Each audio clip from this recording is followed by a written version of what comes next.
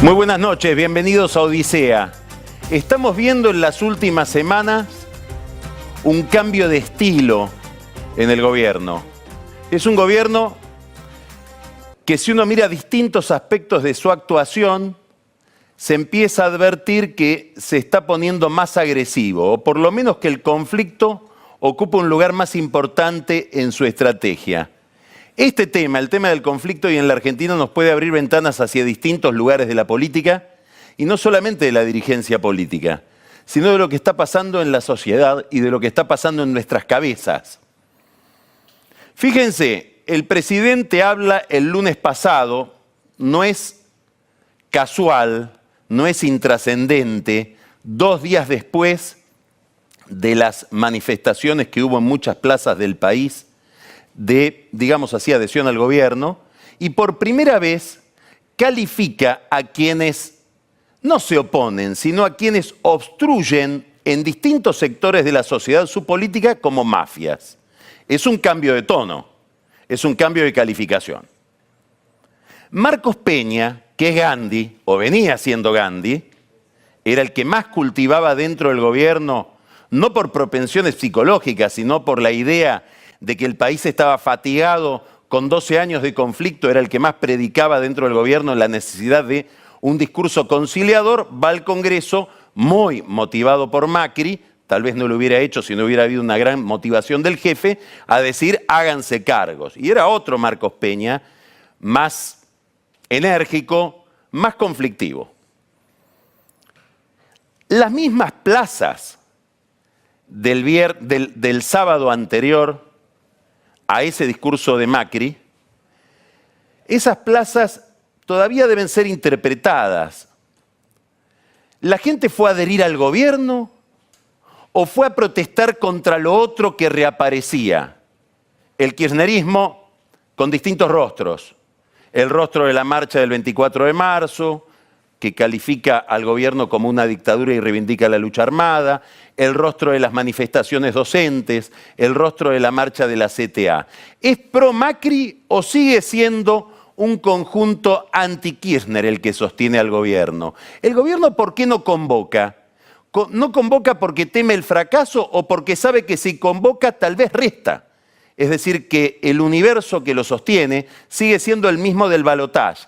Es más bien por repudio al otro que por afinidad con el que manda. Para ir a la frase ya demasiado trillada de Borges, no nos une el amor, sino el espanto. Dentro de todo este contexto donde el conflicto parece ganar un nuevo lugar, hay ahí un experimento que todo el mundo está mirando, porque se produce con una persona extraordinariamente relevante para el juego de poder, sobre todo del oficialismo, y se produce en la provincia. El gran campo de batalla de este año es la provincia de Buenos Aires. Y la protagonista de ese conflicto, o al menos uno de los protagonistas, es María Eugenia Vidal. Y estamos hablando del conflicto docente. Macri observa mucho a Vidal. Y tiene razón en observarla porque Vidal mide más que él y además llegó al poder en alguna medida gracias a Vidal. No hay que olvidarse el papel que jugó la provincia de Buenos Aires y la candidatura de Vidal y la contradicción de Vidal con Aníbal Fernández para la llegada de Macri al gobierno. Bueno, y en la provincia de Buenos Aires se desarrolló un conflicto que se sigue desarrollando con los gremios docentes, donde Vidal obtiene, al menos hasta el viernes, sábado pasado, hasta el fin de semana, un gran éxito. ¿Cómo medir ese éxito? Bueno, yo creo que hay una manera bastante objetiva de medir por qué a Vidal le fue bien y a los sindicatos le fue mal. Los propios sindicatos, tal vez para encontrar un argumento por el cual suspendían las medidas de fuerza, hicieron una encuesta. 2 de ellos, un sindicato docente que se llama UDA y un sindicato que se llama AMET, de la provincia de Buenos Aires, publicaron los resultados de las encuestas, diciendo que el 70% de la gente a la que habían consultado, de sus propios afiliados, decían no queremos más huelgas. La Federación de Educadores Bonaerenses, que tiene un matiz, digamos, no peronista desde siempre, filo radical, lo mismo, se bajó del paro. Y Baradel todavía no mostró su encuesta. Él está atrapado, no tiene tantas posibilidades de bajarse del conflicto. ¿Por qué? Porque no pelea con una mujer, pelea con 2 mujeres. Tiene el problema de enfrentar a Vidal. Le encantaría que no fuera Vidal su contradictora, por eso lo está buscando desde el comienzo a Macri. Y la instalación de una carpa frente al Congreso tiene que ver también con eso, con la necesidad de pelearse con alguien que tenga una imagen más conveniente para el sindicalismo que la que tiene Vidal. Pero además, por la espalda lo viene atacando una dirigente que se llama Romina del Pla, que es trotskista, que presenta una lista para competir en las internas del sindicato de maestros que lidera Baradel el 17 de mayo. Esa mujer, Romina del Pla, presentó lista en 33 distritos de la provincia de Buenos Aires. Para que tenga una idea, en la elección anterior había presentado solo en 13. Y domina seccionales tan importantes como La Matanza, como Quilmes, como Berazategui, como Tigre, como Ensenada, La Plata. Es decir, no es que lo va a desbancar a Baradel, pero Baradel no puede bajar los brazos ni puede decir yo ya arreglé. Si uno fuera muy perverso, la jugada contra Baradel sería hacerle, como dice el Padrino, una oferta que no puede rechazar y que él tenga que bajarse del conflicto. Él no puede, en alguna medida el gobierno de la provincia está colaborando con él, manteniéndolo arriba del ring, también porque el gobierno teme que se vaya a Baradel y venga un sindicalista, un sindicalismo mucho más agresivo. Después hay otro plano que tiene que ver con el éxito de Vidal en este conflicto, y es que, según las encuestas de opinión, por ejemplo, una encuesta que realiza la consultora Q de Santiago Lacase, dice que el 51% de los encuestados cree que los culpables del conflicto, que básicamente es el paro, son los sindicalistas. No dicen los maestros, los sindicalistas. 21% es Vidal y 20% ambos. Bueno, es evidente que Baradel estaba encerrado y algunos negociadores informales del sindicato de maestros, hace más o menos un mes, a uno de ellos se le escapó en una conversación, digamos, extraoficial con funcionarios de la provincia, esto termina en una carpa blanca. Necesita un conflicto Baradel, decidió que va a tener un paro por semana hasta el 17 de mayo. Es bastante desagradable que los chicos no puedan ir una vez por semana al colegio porque Baradel necesita ganar una elección. Ahora se agrega la carpa blanca. Le llamo carpa blanca deliberadamente. La llamaban escuela itinerante. ¿Por qué? Porque reproduce algo que ya pasó en la época de Menem.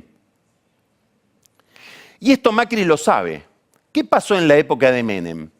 Cuando Susana Decibe asume como ministra de Educación de Menem, los sindicatos docentes pedían un fondo compensador para que el Estado Nacional ponga plata en las provincias que no alcanzaban a pagar buenos salarios docentes.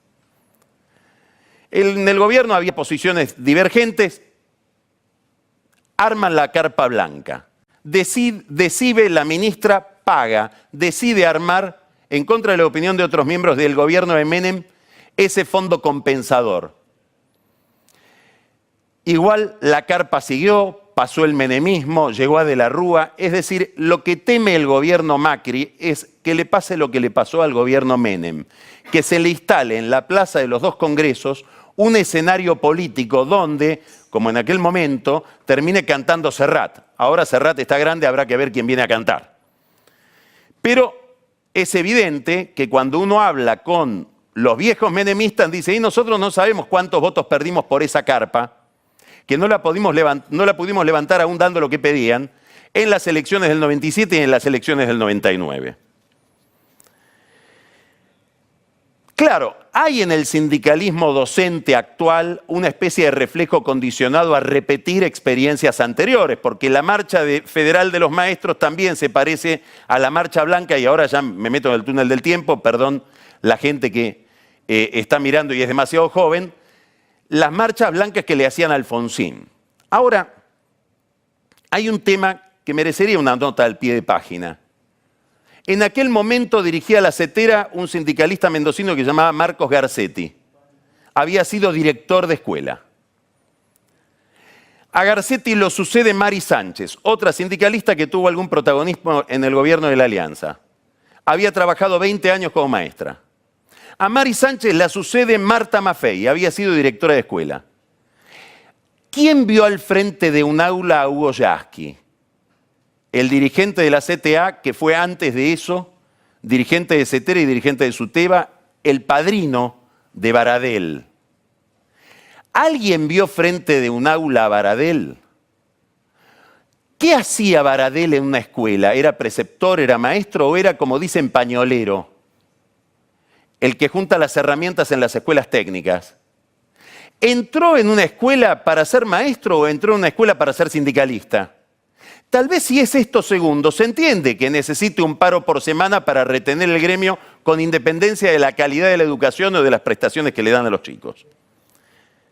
Pregunta, ¿la gente está votando listas trotskistas en las escuelas del Gran Buenos Aires porque de golpe vino la fiebre de la izquierda o porque también hay algo en este modelo de sindicato muy profesionalizado, de sindicalista técnico prácticamente, que piensa el conflicto en orden a sus intereses corporativos como un modelo que molesta? Es una buena pregunta, me parece. La carpa intentó instalarse ayer. La oposición dice, esto es represión. Un detalle, C5N estaba transmitiendo desde la Plaza de los Dos Congresos desde la mitad de la tarde. Nadie entendía, los que miraban televisión no entendían qué estaban haciendo ahí. Se ve que estaban esperando que pase algo. Pasó.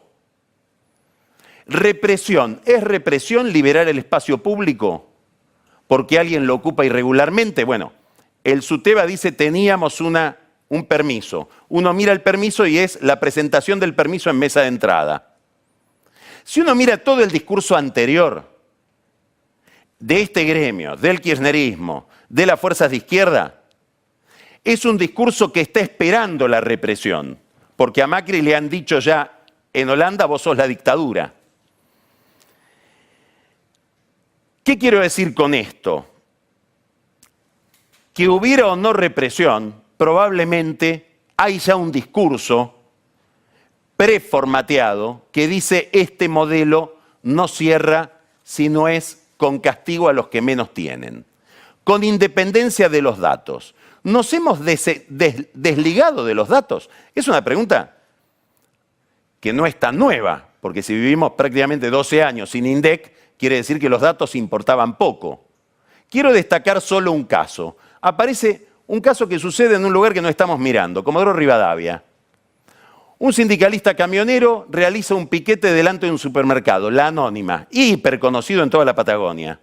Es conocido el supermercado y es conocido su dueño y la familia que lo dirige, que son los Brown, Federico Brown y Nicolás Brown. ¿Por qué hacen el piquete? Porque supuestamente han subido los precios en medio de las inundaciones. Bastante loco hacer eso, ¿no? Lo llama el gerente de la compañía, les dice, mirá, no es así, bueno, nos vamos a otro lado. Esto fue el miércoles pasado. Empezaban a recuperarse el clima en Comodoro de las grandes inundaciones muy destructivas que hubo. El viernes empieza ya a cursarse información que Cristina levanta en su cuenta de Twitter, diciendo que La Anónima, que es de Federico Brown, en realidad es del sobrino de Federico Brown, que se llama Marcos Peña, ¿lo conoce? Y de otro sobrino de Federico Brown, que se llama Miguel Brown, que también es funcionario del gobierno. Ya le cambiamos el dueño a la empresa. Y ahora nos dicen que Marcos Peña y Miguel Brown ya no son los que manejan La Anónima, sino los funcionarios del gobierno, subieron 50% los precios en medio de la crisis producida por las inundaciones. Y llevaron el litro de agua no a 6 pesos, sino a 70 pesos. El director de lealtad comercial de Comodoro Rivadavia, que es kirchnerista, salió a decir esto es mentira. Pero ya está instalado. Del mismo modo que nos contó Pancho Olivera hace 2 lunes, que un intendente del conurbano, Festa, ya empezaba a crear el clima de que no alcanza la comida y por ahí habría que tomar algún supermercado.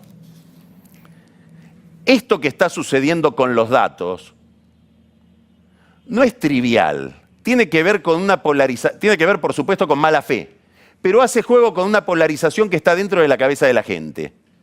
Les cuento un detalle. En una encuesta de Isonomía aparece que los kirchneristas ven más obra pública y los no kirchneristas ven mucho menos que el promedio. Si uno no es kirchnerista, si es macrista, el puente es más largo.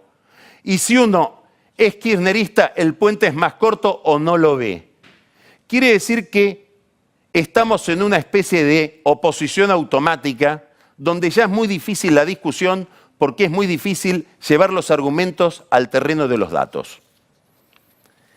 En esa polarización parece no haber lugar para terceras posiciones. En esa polarización está instalada la política. Da la impresión de que lo que le suma a Baradel solo puede perjudicarlo a Macri o a Vidal y lo que le suma a Macri o a Vidal solo puede perjudicarlo a Baradel. Tal vez por eso Randazzo todavía no habló del conflicto docente y está haciendo campaña en la provincia de Buenos Aires. Y Massa hoy tuvo una expresión de deseos diciendo: arréglense muchachos y vengan al Congreso. Si no pueden arreglar el tema en la provincia de Buenos Aires, que es la que tiene la capacidad de pagar, es muy difícil que se pueda arreglar en el Congreso. Final. El gobierno se había planteado al comienzo 3 objetivos: terminar con la pobreza, terminar con el narcotráfico y el tercero, muy difícil, lograr la unidad de los argentinos. Daría la impresión de que este objetivo fue puesto de costado porque hay un sector de la política argentina que le niega legitimidad a Macri. Vale la pena preguntarse sobre qué unidad hablaba Macri. ¿Qué unidad de los argentinos requerimos? ¿La de contenidos? ¿Pensar todos igual? ¿O solo hace falta que nos pongamos de acuerdo en reglas? Si nos tenemos que poner de acuerdo en reglas, habrá que ver cómo se ocupa la plaza, que es un espacio público.